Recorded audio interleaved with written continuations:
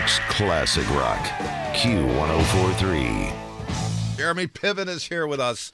Welcome back. It's so good to see you. Good to see you, man. It's good to be back in New York. New York is where you were born. You Yeah. were raised in Chicago, so Chicago has its claim on you, but we have a claim on you as well. Well, it's an honor to be claimed by anyone, but you got to go where you're loved, and I feel loved in New York. And you know more than anyone, they give it to you straight here. So if you suck, they'll scream "you suck" on the street. Oh, I'm very much aware of that. Yeah, you just walked outside. I'm very lucky that I think people connect for many reasons with me here, but I think they also, because all the characters from Entourage were from New York, I think they all feel connected. And by the way, there's a whole new generation of people that have fallen in love with Entourage since the pandemic. So I got kids 18 to 86 coming up to me. Oh, nice. And there are people who love Mr. Selfridge as well.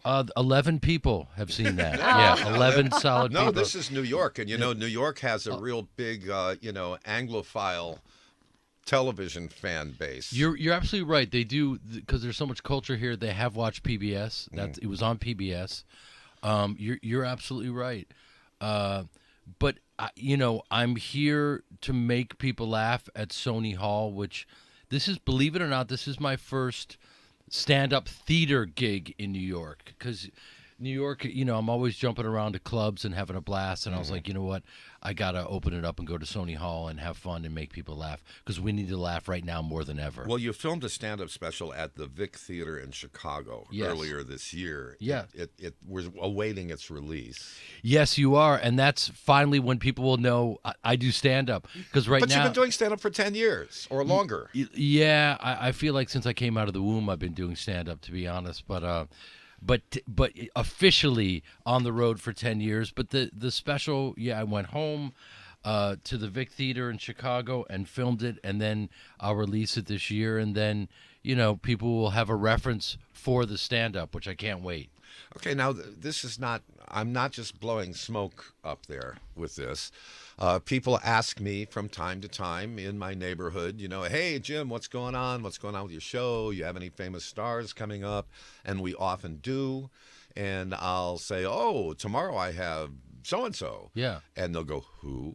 Uh-oh. And that's because fame is so in little boxes these days. It's compartmentalized. It's the compartmentalization of fame. But when I've mentioned you since last week to people that I meet, say that you're coming up, they all know who you are.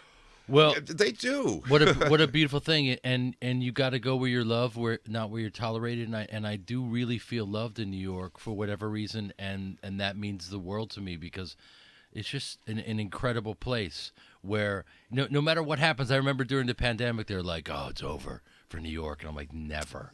This place. Don't Are you underestimate kidding? New York. No, New York is, and what a great metaphor. And that's maybe that's because people look at me and hopefully I want to become the poster child of never give up.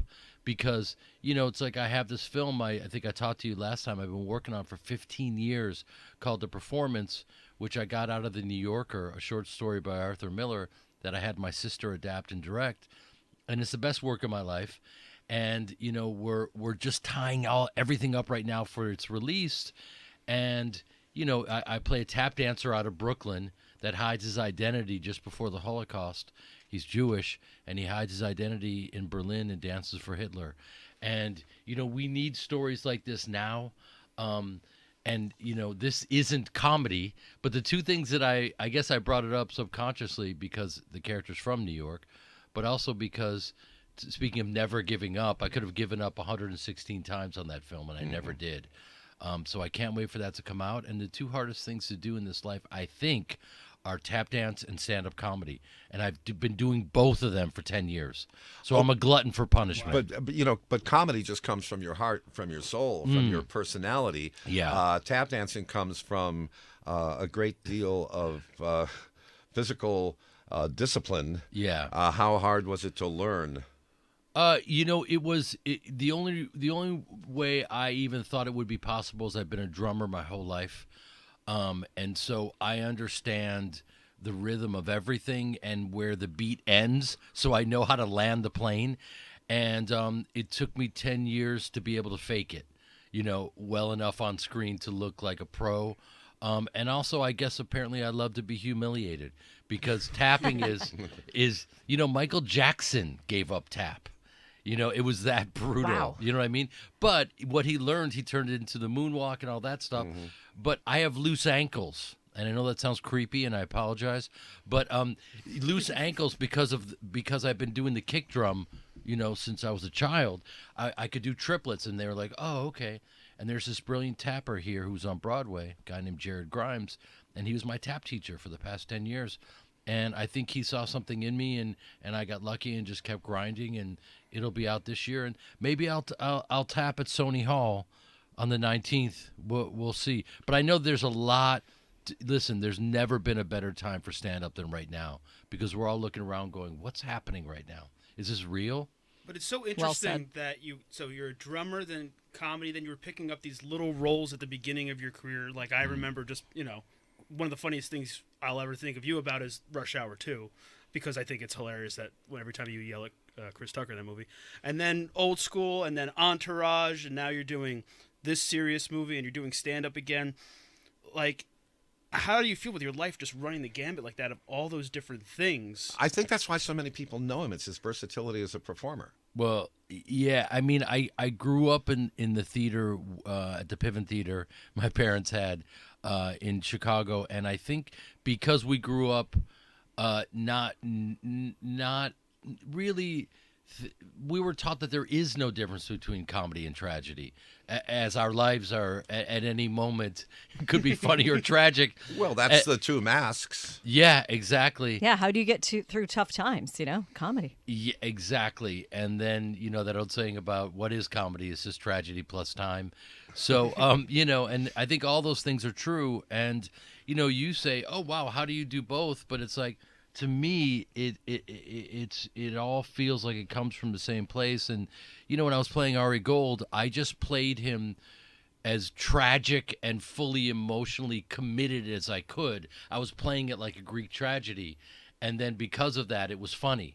So you know what I mean? So I don't know. This is a much longer conversation, but then stand-up is a gift because I have so much going on, and I'm always pitching jokes on set, and you got to find the right time to pitch it.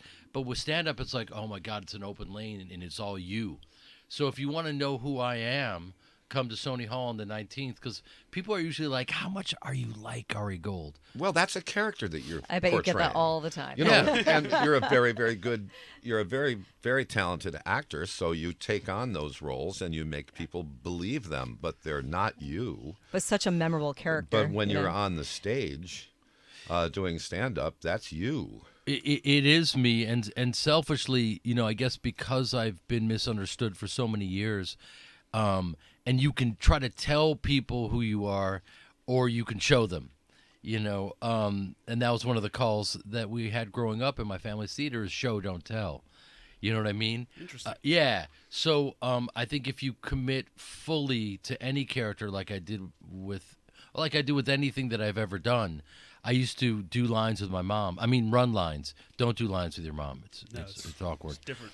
So I would run lines, and I would for every character I've ever played, and Explain what that means for our well, folks. my mother would grab the script and she would test me, cue me on my lines, and so that that's running lines. Doing lines is taking pure Bolivian cocaine and shoving it up your nose and Right. barking Yes. until 1,000,000 o'clock. Right.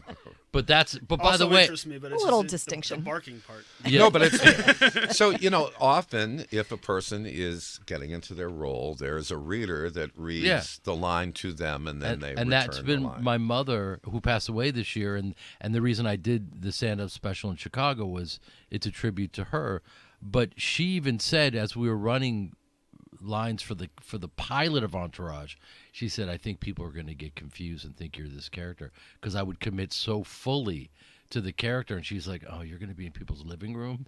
They're going to think you're this guy. And I was like, Mom, you're ridiculous. And she was right. Mom knows best. She does. Do people want you to yell at them as Ari? Yeah, they do. In fact, when I was playing that role and we would do scenes, like I remember I was playing the scene with the great Carla Gugino, who played a female agent on the show, and I was yelling at her in this restaurant, and every time I would yell at her, all the extras, the background artists, excuse me, they would start laughing, and the director would go, no, you're in a restaurant, it's awkward, this guy is yelling, and so I would start yelling, and they would just start howling, and it was very interesting. Yes, people love it when my character yells, and you know they want me to yell at them on stage, but I love that because then we get into, because stand-up is a dialogue, it's not a monologue. Sure.